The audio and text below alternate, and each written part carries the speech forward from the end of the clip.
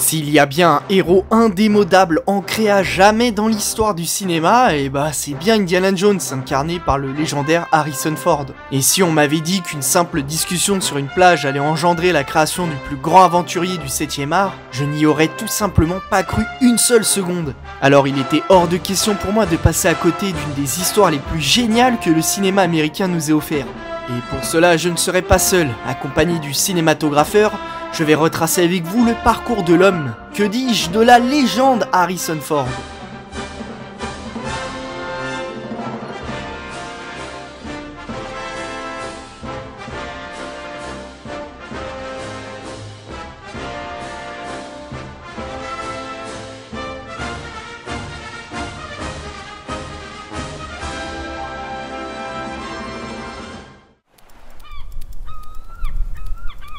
Mai 1977. À Hawaï, George Lucas, parfaitement convaincu que Star Wars Un Nouvel Espoir allait être un bide monumental, s'offre quelques semaines de vacances avec sa femme et des amis, afin de mieux digérer la sortie de son nouveau long métrage. Une semaine après à peine, Steven Spielberg, qui est un ami de longue date, va interrompre son travail sur Rencontre du troisième type pour partager un moment de détente avec lui. Une semaine passe, parfois perturbée par des appels incessants d'Alan Ladd Jr., qui avait produit le film à l'époque, mais un jour il ne l'appela pas pour lui demander ce qu'il avait mangé la veille, non, loin de là. Il l'appela plutôt pour lui annoncer que Star Wars, le projet dont personne ne croyait, était un véritable carton. George Lucas esquisse un énorme sourire derrière son téléphone et tout le stress et l'attente autour de ce film commençait apparemment à se tasser. Bonne nouvelle donc pour notre réalisateur qui peut dorénavant profiter réellement de ses vacances. Le lendemain matin, il retrouva Spielberg sur la plage pour faire un superbe château de sable à côté d'un hôtel.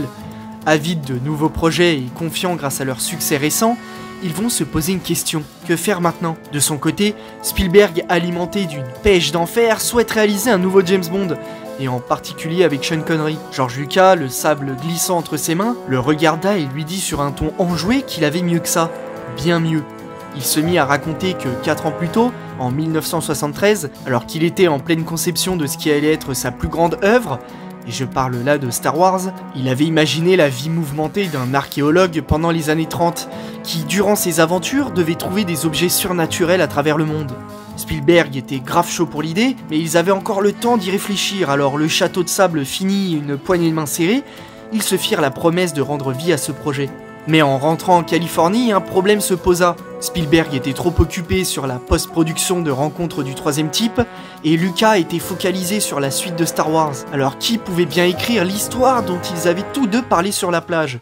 Pour le savoir, il faut retourner quelques temps avant le retour des deux réalisateurs chez eux. Un certain Lawrence Kasdan, un petit scénariste avec de grands espoirs, est parti pour Hollywood dans les années 70, avec le scénario de Bodyguard sous le bras, qu'il n'arrivera d'ailleurs pas à vendre avant 1992 d'ailleurs. N'ayant réussi qu'à dégoter un job de scénariste pour spot de pub, il travaille nuit et jour sur son nouveau script, Continental Divide, une comédie romantique qu'il envoie sans relâche à tous les studios de la ville. Et puis un jour, peu de temps avant de prendre des vacances à la plage d'ailleurs, miracle! Steven Spielberg trouve le scénario sur un coin de table, le lit et, touché par sa sensibilité très années 40, le fait immédiatement acheter par Universal pour 250 000 $. Une très forte somme pour l'époque, et d'ailleurs pour un premier script, dans le but d'éventuellement le réaliser lui-même. En fait, comme une dizaine de scripts à l'époque, vu qu'il était une vraie pile électrique sans cesse à la quête du meilleur film à tourner. Il ne fera évidemment pas Continental Divide, on le sait maintenant, qui fut donné à Michael Apted, un film qui aura des critiques plus que mitigées d'ailleurs. Mais son style scénaristique plut énormément à l'ami Steven, pour son côté très incisif et très années 40, ce qu'il recherchait justement pour écrire cette folle idée d'un film d'aventure basé sur les serials. Des courts épisodes d'une grande histoire que les cinémas passaient avant les films, pour convaincre les jeunes de revenir la semaine suivante pour en voir la suite. Des serials comme Jim la Jungle ou Zorro, qui seront la base et l'histoire des cascades du film. Sans même avoir lu une seule ligne de Continental Divide et uniquement sur les conseils de Spielberg, Lucas fait immédiatement signer un contrat à Lawrence Kasdan. Et en janvier 78, Spielberg, Lucas et Kasdan, armés d'un magnétophone, s'enferment une semaine pour jeter sur la table des idées toutes plus folles les unes que les autres, issues de leurs films préférés, du jeu de lumière de l'homme de Rio avec Belmondo, à l'ouverture du Yojimbo de Kurosawa, le réalisateur fétiche de George Lucas, les cartes dessinées de Casablanca, la boîte maléfique de En quatrième vitesse, les déserts de Laurence d'Arabie, jusqu'aux cascades de la chevauchée fantastique ou même la caravane héroïque. Il crée autour de ça l'idée d'un héros tout droit sorti des trésors de la Sierra Madre d'une part, et avec le costume et les manies de Charlton Heston dans le trésor des Incas. En rajoutant des nazis, des artefacts tout droit sortis de Jim la Jungle et de la Bible, il crée ainsi l'idée d'un gigantesque collage, un patchwork fait à partir de morceaux d'autres films oubliés pour former un nouveau tout. Le rêve d'un âge d'or hollywoodien des années 40, enterré depuis bien longtemps. Et même d'un passage, chose avouée par Spielberg lui-même, d'une BD de Picsou. Une œuvre totale, créée à partir de morceaux choisis, où la somme des morceaux est finalement moindre que la totalité de cette nouvelle œuvre qui les transcende.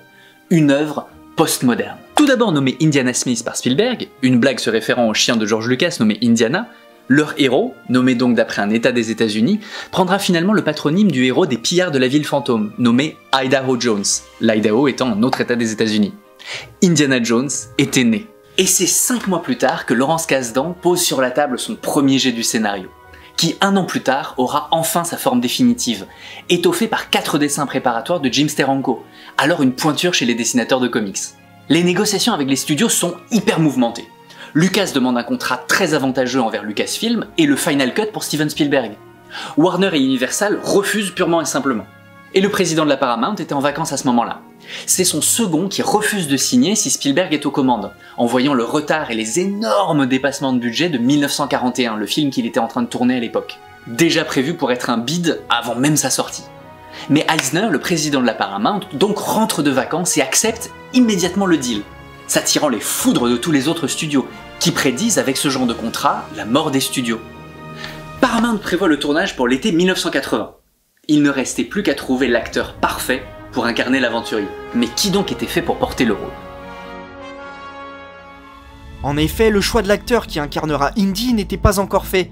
Donc dès janvier 1980, l'équipe de production va procéder au casting dans l'Egg Company, un ancien entrepôt d'œufs qui a été transformé en un superbe local dont la propriété est à Lucasfilm. Spielberg va passer le temps en préparant des gâteaux là-bas et en les faisant déguster aux candidats venus auditionner pour le rôle. Malheureusement, certains viendront uniquement pour manger, ce qui finira vite par agacer le réalisateur. Mais revenons-en au casting. Pour Spielberg, il était inconcevable de prendre une méga star habituée à des grands rôles. Il imagina alors sur le coup Harrison Ford, mais Lucas, qui était quand même le producteur du film, était décidément contre. Il ne voulait pas que Harrison Ford soit toujours associé à lui, et vice versa, comme on peut le voir aujourd'hui avec Johnny Depp et Tim Burton, encore Robert De Niro et Martin Scorsese. La production va alors auditionner David Hasselhoff, Mark Harmon ou encore Paul Le Mat, mais aucun ne convient. Des mois plus tard, en avril, Marcia Lucas va proposer à Steven Spielberg Tom Selleck, ce qui va beaucoup lui plaire. Selleck avait la gueule de l'emploi, il était charismatique et sympathique. Il avait tout pour être le prochain acteur principal du film. Alors quand Harrison Ford va apprendre qu'il a été mis de côté, il va se montrer plus que déçu. Mais rien n'arrive jamais par hasard. Alors que tout était paré pour bien se passer, Tom Selleck est contraint de respecter ses engagements auprès de CBS pour la série Magnum. Il doit alors abandonner le rôle de Indiana Jones. Il reste alors que 3 semaines pour trouver un acteur, et si cet acteur était sous les yeux de l'équipe de production depuis le début, pour Spielberg, il n'y avait qu'un seul homme qui était fait pour se glisser sous le fedora de l'aventurier. Harrison Ford. Alors, quelle surprise pour Ford d'apprendre que maintenant il le voulait pour incarner Indy. Mais ce ne sera pas aussi facile de l'avoir.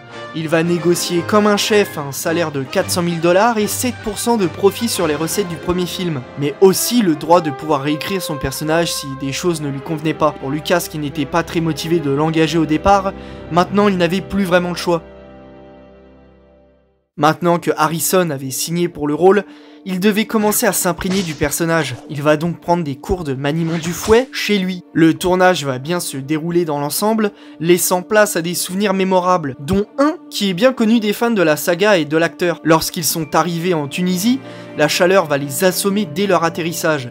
Mais ce n'était que le début du calvaire. Une épidémie de violentes diarrhées va toucher l'ensemble de l'équipe. Et Harrison Ford, qui ne faisait que manger, passait la plupart de son temps aux toilettes. Les rares survivants restaient debout et ne consommaient que ce que Spielberg avait importé du Royaume-Uni. 5 semaines de diarrhée plus tard, Harrison Ford passait encore son temps aux toilettes. Une scène d'action l'attendait avec un épéiste, mais lui était complètement KO. Il alla donc voir Spielberg en lui demandant, je cite, « Pourquoi on ne flinguerait pas tout simplement cet enfoiré ?» Spielberg, le regardant sous 43 degrés, acquiesça sa requête, au grand regret du figurant qui s'était entraîné dur pour sa scène à l'épée. Mais ne terminons pas cette vidéo sur une histoire aussi peu classe, si vous le voulez bien.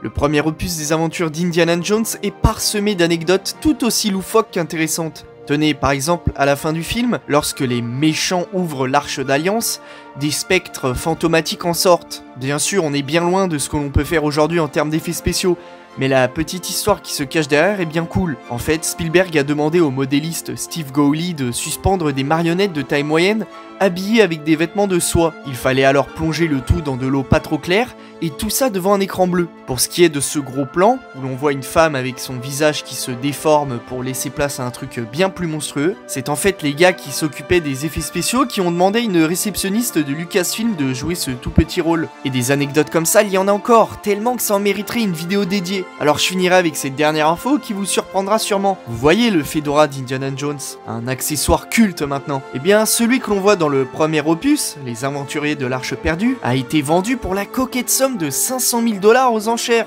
Rien que ça. Maintenant, vous savez dans les grandes lignes comment Harrison Ford a pu décrocher le rôle de Indiana Jones, qui est maintenant considéré comme un personnage culte du 7e art. Merci à Victor alias le cinématographeur pour sa participation à l'écriture et à la conception de la vidéo, ça a été un plaisir. Vous pouvez aller voir son analyse bien poussée des Aventuriers de l'Arche perdue, il en a fait 2 vidéos qui se regardent extrêmement bien. Je vous mets tous les liens en description. Likez, commentez, abonnez-vous si ce n'est pas déjà fait et vous pouvez également me rejoindre sur Instagram, les liens seront aussi en description de la vidéo. À la prochaine.